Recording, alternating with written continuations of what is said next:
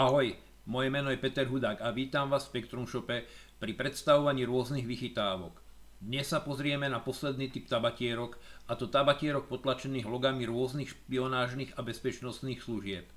Pripomínam, že sa nejedná o skutočné originálne logá.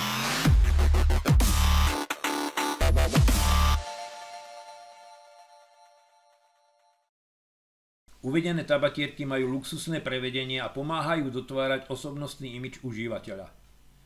Ako prvé predstavujem tabatierky s logom americkej spravodajskej služby CIA, ktorú z filmov pozná hádam každý. Nasledujú tabatierky s logom Amerického federálneho úradu pre vyšetrovanie, známeho aj ako FBI.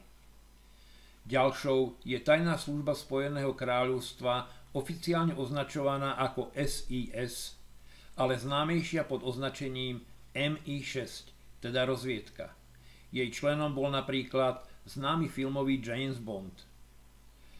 Nasleduje tajná služba Spojeného kráľovstva známa pod menom MI5, teda kontrarozviedka, ktorá u nás bola preslávená hlavne seriálom s Doylom a Bodym pod názvom Profesionáli.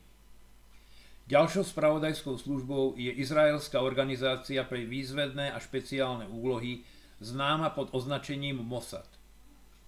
A poslednou je už neexistujúca spravodajská služba bývalého Sovietskeho zväzu, známa pod označením KGB.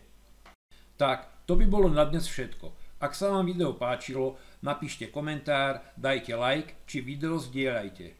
Poteší nás, ak budete patriť medzi tých, ktorí si tabatierku v našom shope zakúpia. Práve pre vás je na tejto strane uvedený link, na ktorom si môžete o výrobku prečítať viac, prípadne, ak sa tak rozhodnete, si ho kúpiť. Teším sa na vás na budúce. Ahojte!